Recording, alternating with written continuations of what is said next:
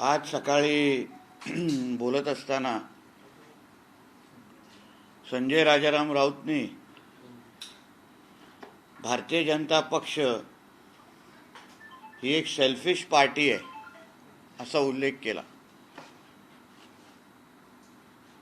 त्याला मी आठवण करून देईन की भारतीय जनता पक्ष ही एक सेल्फलेस पार्टी आहे। देशासाठी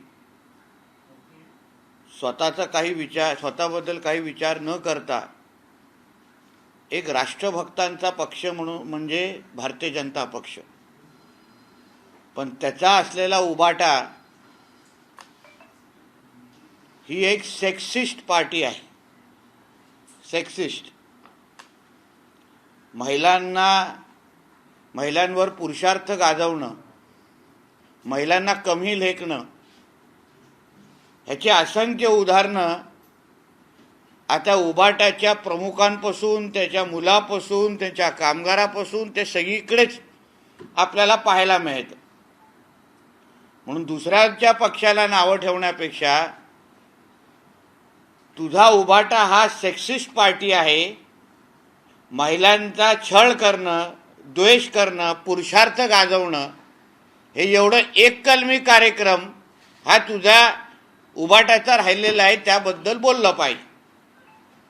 पाकिस्तानमध्ये गेलो तरी पाकिस्तानच्या पण लोकांना माहिती आहे की शिवसेना ही ठाकरेंची आहे।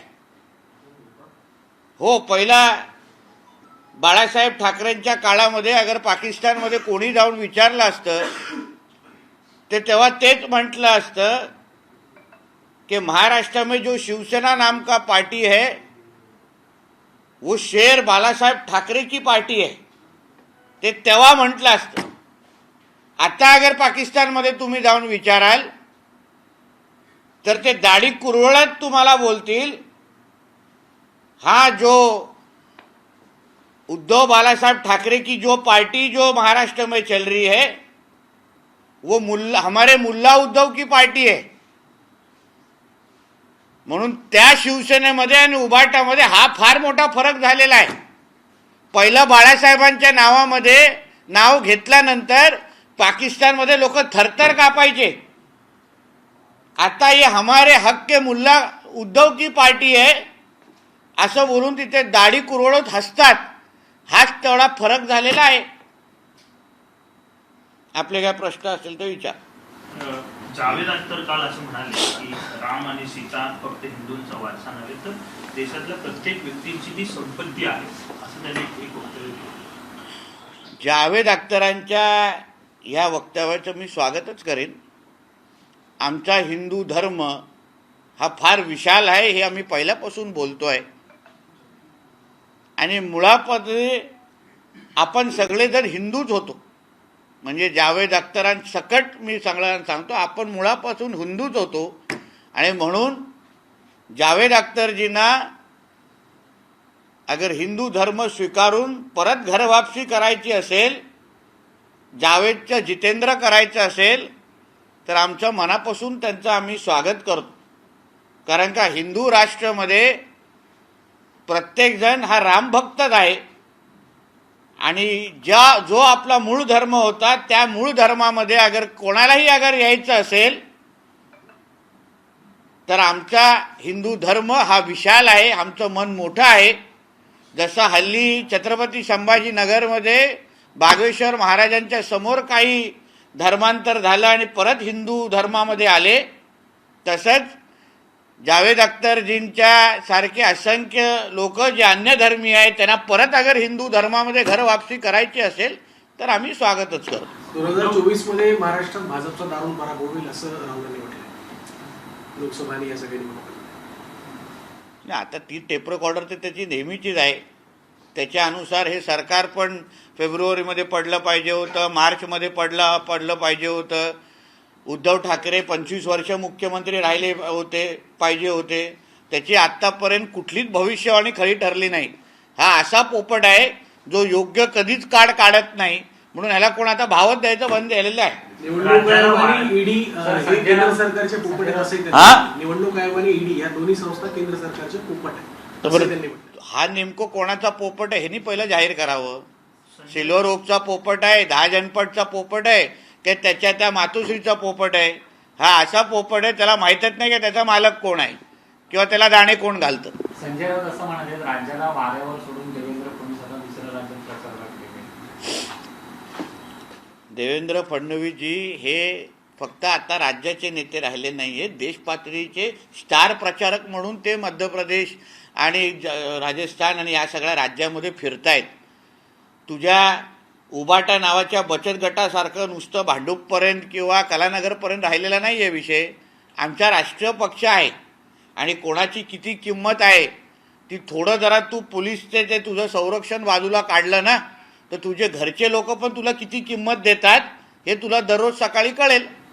दिल्लीमध्ये न्यायालयामध्ये उद्धव ठाकरेंच्या विरोधात एक अवमान याचिका दाखल करण्यात आलेली आहे. दसरा मेळाव्याच्या वेळी न्यायाधीशांबद्दलचं जे वक्तव्य त्यांनी केलं होतं त्याविरोधात ही याचिका दाखल करण्यात आलेली आहे. काय हे जे उबाटाचे जे कोण नेते मंडळी आहेत उद्धव ठाकरे सकट हे स्वतःला आता न्यायालयापेक्षा पण मोठे समजायला लागलेले आहे. म्हणजे आदरणीय चीफ जस्टिस साहेबांचं अशा पद्धतीचा अपमान करणं म्हणजे बूट पुसणं आणि ह्या सगळ्या शब्द वापरून त्यांच्या अशा पद्धतीचा अपमान करणं, त्यांच्यावर अशा पद्धतीचा दबाव टाकण्याचा प्रयत्न करणं, या सगळ्या बाबतीमध्ये उद्धव ठाकरेला कडक शिक्षा झालीच पाहिजे असं माझं मत आहे. कारण का लोकशाही प्रधान असल्या आपल्या भारतामध्ये कोणीही आमच्या चीफ जस्टिस साहेबांवर अशा पद्धतीची अभद्र टीका करू नये आणि म्हणून एक टेस्ट केस म्हणून एक योग्य पद्धतीने निर्णय न्यायालयामध्ये ह्या याचिकेचा झाला पाहिजे, जेणेकरून परत कोणी कोर्टावर ज्युडिशरीवर कोणीही बोट उचलण्याची हिंमत करू नये अशा पद्धतीचं उत्तम उदाहरण गेलं पाहिजे. जरांगे पाटलांनी आज पत्रकार परिषदेमध्ये पुन्हा एकदा मराठा समाजासंदर्भात जेव्हा उपोषण सोडण्यासाठी टाइम बाउंड केला होता तो अद्यापही दिला नाही, त्यामुळे सरकारने लवकरात लवकर द्यावे अशी मागणी केलेली आहे. आणि ज्या पद्धतीने मराठा समाजासाठी मराठवाड्यातल्या नोंदी त्या कमी प्रमाणात मिळत आहेत ते शोधण्यासाठी देखील यंत्रणा वापरावी अशी देखील एक विनंती केली. मला असं वाटतंय की आज दररोज सकाळी उठून जे जरांगे पाटील हॉस्पिटलमध्ये बसून जे बोलत आहेत थोडं त्यांनी पत्रकारांची कमी आणि तब्येतीवर थोडं जास्त काळजी घ्यावी.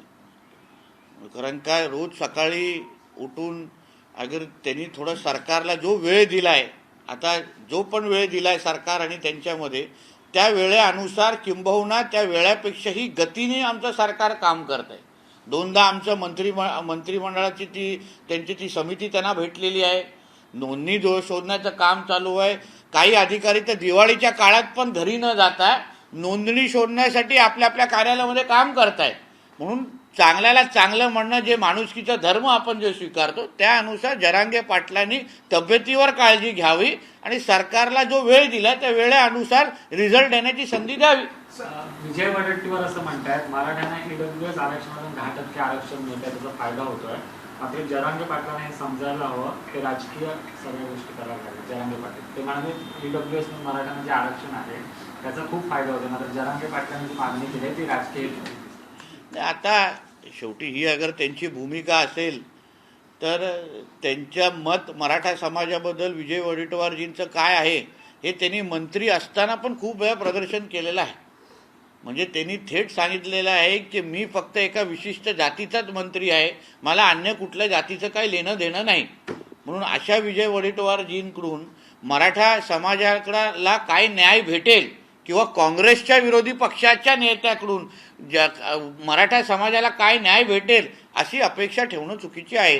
कोकणात पण जरांगेंनी पण वडेट्टीवारांच्या याच भूमिकेचा विरोध केलेला आहे की तुम्ही विरोधी पक्षनेते असताना एका जातीच्या बाजूने कशा प्रकारे बोलू शकता. बघा, काँग्रेस जेव्हा महाविकास आघाडीच्या सत्तेमध्ये होती तेव्हा मराठा आरक्षण रद्द करण्याचं काम त्याच महाविकास आघाडीच्या सरकारने केलं ज्याचे मुख्यमंत्री उद्धव ठाकरे होते. म्हणून काँग्रेस ज्यांनी वर्षानुवर्ष महाराष्ट्रावर राज्य केलं, ज्यांना कधीही मराठा समाजाला आरक्षण द्यायचं जमलं नाही ते कधीच मराठा समाजाला न्याय देणारच नाही. हे जरांगे पाटलांना आज नाही तर उद्या निश्चित पद्धतीने कळेल. जरांगे पाटलांना कळेल की मराठा समाजाला अगर कोण न्याय देत असेल तर ते फक्त भारतीय जनता पक्ष आणि आमच्या महायुतीचं सरकारच आहे, बाकी कोणीही देणार नाही. पण काँग्रेसचे नेते आणि स्वतः जे उपसमितीचे सुरुवातीला अध्यक्ष होते अशोक चव्हाण त्यांनी आता ट्विट केलंय की बिहारमध्ये जर कॅप वाढवलेली आहे 50% ची 75%, तर महाराष्ट्रात का शक्य आहे? विशेष अधिवेशनामध्ये मग जेव्हा ते उपसमितीचे अध्यक्ष महाविकास आघाडीच्या काळात होते तेव्हा अशोक चव्हाणजी काय गोट्या खेळत होते काय? हे सल्ला जे आता आमच्या सरकारला देत आहेत, महायुती सरकारला, स्वतः जेव्हा उपसमितीचे अध्यक्ष होते तेव्हा मराठा समाजासाठी नेमकं काय केलं ह्याचा हिशोब कधीतरी द्यावा. म्हणून तर त्यांना घराच्या बाहेर निघायला देत नाहीयेत. कारण का उद्धव ठाकरे असतील, हेच अशोक चव्हाण असतील, हेच मराठा आरक्षणाचे खरे मारेकरी आहेत. स्वतः समितीचे अध्यक्ष असताना काय करायचं नाही आणि मग दुसरेचं सरकार आल्यानंतर सल्ले द्यायचे. मग तेव्हा गोट्या खेळण्यापेक्षा थोडा मराठा समाजासाठी न्याय देऊन पाहायचं ना. इतिहासामध्ये तुमची नोंद झाली असती. सर, कोकणात देखील आता मराठ्यांच्या कुणबी नोंदी सापडत आहेत. रत्नागिरीमध्ये 69 कुणबी नोंदी सापडल्यात मराठ्यांच्या. याआधी रामदास कदम असतील किंवा मग राणेसाहेब असतील, यांनी देखील असं सांगितलं की आम्ही कुणबी प्रमाणपत्र घेणार नाही. त्याचा कोकणात देखील एक लक्षात घ्या, जे कुणबी सर्टिफिकेट जे शोधण्याचं काम जे मिळालेत, ज्यांना कुणबी सर्टिफिकेट घ्यायचे ते घेतील ना. ज्यांना 96 कोळी मराठे आहे, ज्यांना मराठा सर्टिफिकेट होते मराठा सर्टिफिकेट ठेवतील. हे स्पष्ट केलेलं आहे. राणे साहेबांनी हे सांगितलं नाही की बाबा तुम्ही मराठ्यांचाच घ्या. त्यांनी असं सांगितलंय की ज्यांना जे मराठा समाजाचे आहेत त्यांना सगळ्याच लोकांना कुणबी सर्टिफिकेट घ्यायला आवडेल का, हा तर प्रश्नचिन्ह आहे. म्हणून ज्याला जे सर्टिफिकेट पाहिजे, ज्याला कुणबी आता नोंदणी भेटलेल्या आहेत, त्यांना अगर इच्छा असेल तर त्यांनी कुणबी सर्टिफिकेट घ्यावं, मोकळं व्हावं. ज्यांना मराठा सर्टिफिकेट ठेवायचं त्यांनी मराठा सर्टिफिकेट ठेवावं. कोणावरही जोर जबरदस्ती नको, एवढीच भूमिका होती. मंत्री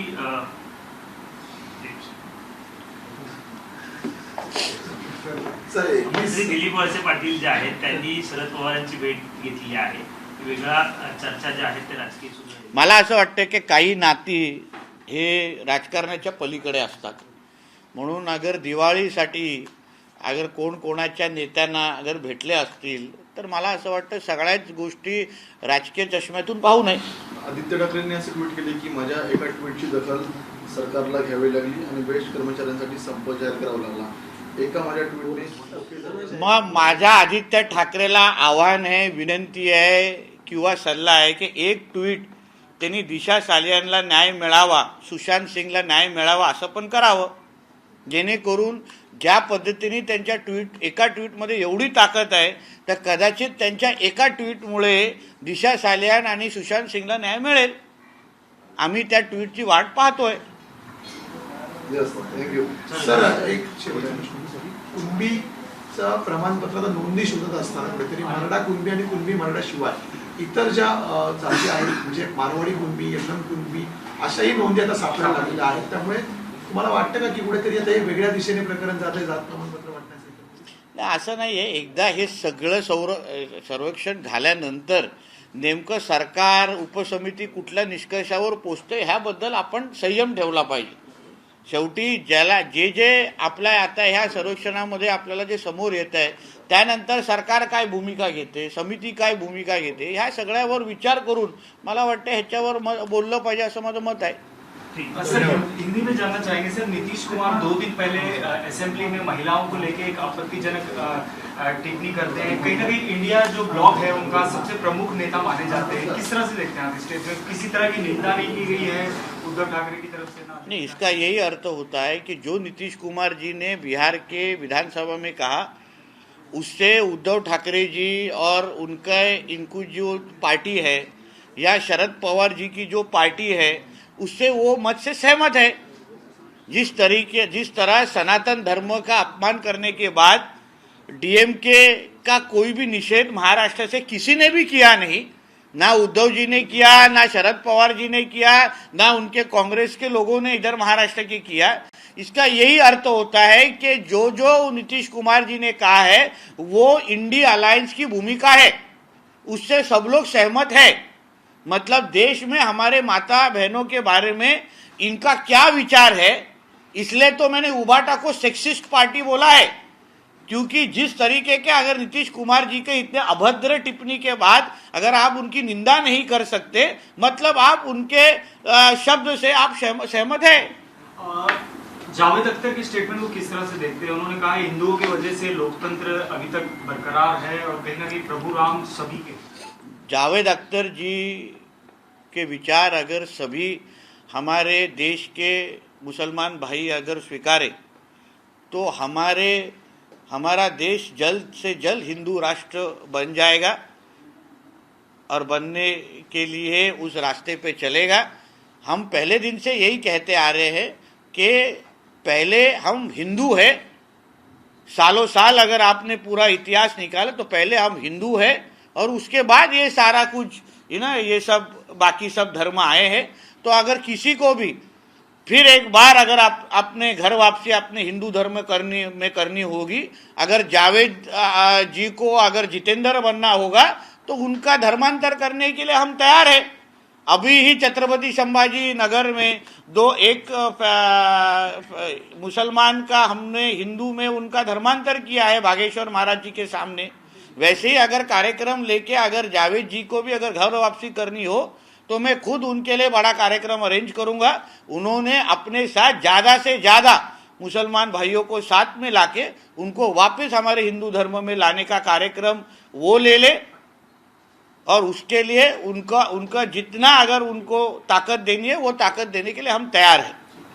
सर देख रहे हैं अशोक चौहान ट्वीट करके ये कहते हैं कि अगर 75% बिहार में अगर होता है, 65 उन्होंने कर दिया, 10 तो ऑलरेडी EWS है, तो ऐसे में महाराष्ट्र में क्यों नहीं हो सकता? आने वाला जो मानसून विंटर सेशन है उसमें भी विशेष तो हमें भी अशोक चौहान जी को पूछना है कि आप जब भी 2.5 साल आपकी महाविकास आघाड़ी की सरकार थी, उद्धव जी मुख्यमंत्री थे, आप खुद वो उप समिति के अध्यक्ष थे, तभी आपके उद्धव ठाकरे के सरकार ने इस तरीके का कैप 75% तक क्यों नहीं लेके गए? आप तो तभी आपके पास सारा अधिकार था। अभी जब भी आपकी सरकार नहीं है तभी आप इस तरीके की सलाह देने की जो कोशिश कर रहे हैं, मगर आप जब भी वो पोस्ट पे थे तभी आपने मराठों के बारे में, मराठा समाज के बारे में ऐसा कुछ भी नहीं किया जिस बारे में हम आपका सत्कार कर सके। आप अशोक चौहान, उद्धव ठाकरे, इन्हीं के वजह से मराठा आरक्षण रद्द हुआ है, क्योंकि इन्होंने जितनी समिति का अध्यक्ष के नाम पे जितनी मीटिंग लेनी चाहिए थी उतने अशोक चौहान जी ने ली नहीं, उद्धव ठाकरे जी ने ली नहीं, इसलिए तो आज जरांगे पाटिल जी को अनशन पे बैठना पड़ा। इसलिए अशोक चौहान जी अभी सलाह देने का काम ना करे, अभी घर पे चुपचाप बैठे। लेकिन एक सवाल अभी भी कि अगर 50% की मर्यादा बढ़ानी है, केंद्र में आपकी सरकार है, राज्य में भी है, ऐसे किसी विधेयक की जरूरत है और वो आ सकता है कि आना चाहिए?